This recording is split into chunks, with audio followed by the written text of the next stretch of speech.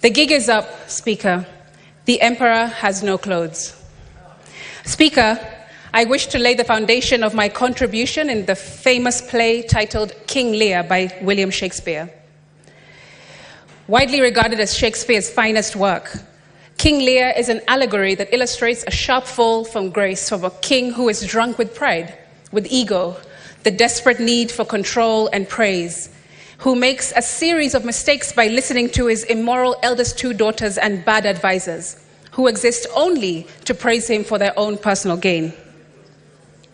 Though caring for him greatly and always wanting the best for him, Speaker, King Lear chooses to reject his youngest daughter, Cordelia, because she refuses to flatter or feed his ego like the others, by telling him the truth, even at the risk of her losing her inheritance. Shakespeare's motif revolves around King Lear's fall into error and Machiavellian ways, which we see when he arrogantly declares that he has ultimate power and can choose to ignore his subjects whenever he is pleased with them. His inability to see the truth leads him to lose power, wealth, his senses, his truest daughter Cordelia, and ultimately his own life. Speaker, the entire internet was screaming during Sunday night's interview with the president. Don't mean to anthropomorphize, but TV screens across the country would have turned themselves off themselves if they could, after what is said to have been a train wreck of a conversation from start to finish that left the emperor naked. I must acknowledge, however, the decision by the president to have a 2-hour unscripted sit-down, because seldom do African heads of state risk putting themselves in unpredictable, uncontrolled environments like that. With our majority leader setting the tone through this motion, let the Senate be your Cordelia, Mr. President. You are a leader in the service industry, and I was told just last night that the two most vital pillars in the service industry are perception and experience. And for such a delicate subject matter, you at the very least need a stellar crisis communications team, because your words kept fueling the fire last week. I also want to remind the president that it's not about him. It's not personal. We didn't name it Kenya Kwanza. That wasn't us. Kenya Kwanza. Not Kwanza the noun, Speaker, but Kwanza the adjective. And instead of putting Kenya first, your presidency has put Machiavellianism first, like King Lear, when all that us young people wanted was for you to put Kenya first. Like a performance review of sorts, Speaker, we expected that on his third attempt to address us on Sunday night, he would come with details, with data, definitives, strategies, but it was still so vague, so non-committal, so uninformed. It felt dismissive and disconnected. Speaker, the president went on national television without a clue of what has been happening in the country that he believes he governs. Was the deputy president right in his address last week as well, that his boss may not know all that is going on in the country? How many people are in custody, he was asked. He replied, I have a ballpark figure from the police that they have enough people. What do you say to the youth who say yours is not a listening government, he was asked. He said, I have 4 things: housing jobs, digital jobs, export of labor, manufacturing. You believed barely 1.5 years ago that you could run the country on 2.9 trillion. In a few months, you went to Parliament and requested 3.6 trillion. This year, you went to Parliament and requested 4.2 trillion. And what do they see in return? They see extravagance in government, he was told. He replied, let me tell you the following. Today, universities were almost closed because of debts of 60 billion shillings.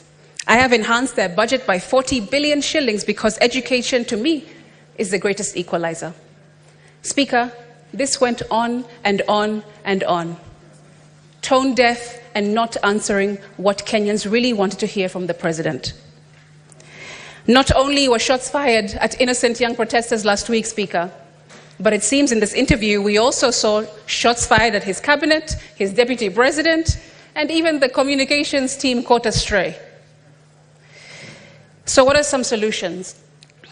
Speaker, In response to austerity measures as directed by this motion, the President has on record made pronouncements of what he plans to do.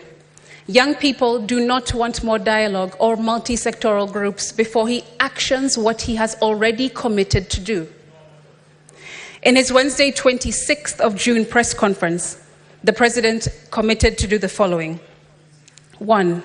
Reduce expenditure, starting with the Executive Office of the President and extending it to the entire executive arm of government. 2. Operational expenditure in the presidency be reduced to remove all allocations for the confidential vote, reduce travel budgets, hospitality, and purchase all motor vehicles and renovations, as well as other expenditures. Number 3, Parliament, the judiciary, and county governments working with the National Treasury also undertake budget cuts. This clearly shows, Speaker, that the President knows exactly what he needs to do and precisely what he needs to focus on. Get rid of corruption, get rid of wastage, get rid of breaching court orders, get rid of misdirective and duplicative pots of money like CDF, which completely usurp the true function of a legislator. Speaker, members of Parliament are supposed to legislate and ministries are supposed to implement. No parliamentarian should have a CDF allocation because our role is simple: to represent, to oversight, and legislate. We have no business building markets and roads and hospitals. Get rid of CDF that bastardizes the role of a member of Parliament.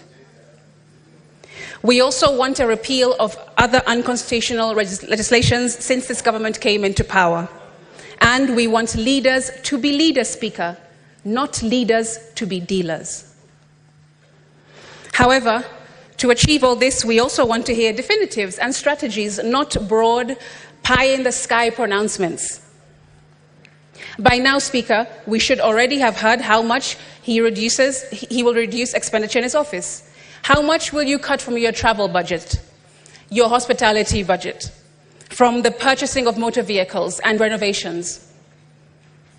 Speaker, the President has economic advisors who work for him round the clock and should have crunched preliminary numbers for us to see by now. On Sunday, the 30th of June, he was asked on national TV again if he'll reduce his ministers and ministries, to which he replied, and I quote, "That is an area that we will have to look into because that is a reality that we will face." It clearly shows that the President needs to do. Speaker, for my second proposal, let's go to Article 152(1) of our Constitution. That the Cabinet consists of A, the President, B, the Deputy President, C, the Attorney General, D, not fewer than 14 and not more than 22 Cabinet Secretaries. This means, Speaker, that our Constitution provides that the President can cut the number of ministries to 14 from the current 21, saving the country billions of shillings. The Constitution goes further to say in Article 152(5) that the President, A, may reassign a Cabinet Secretary, B, may dismiss a Cabinet Secretary, and C, shall dismiss a Cabinet Secretary if required to do so by a resolution. Sorry, not sorry, Mr. President, but wake up your Minister of Youth Affairs, because the youth are telling you that they are desperately underserved. Wake up your Minister for Interior, because too many poorly trained, trigger-happy police officers exist under his watch. Wake up your Minister for Labour, because young people are protesting in the streets due to a lack of equal opportunities.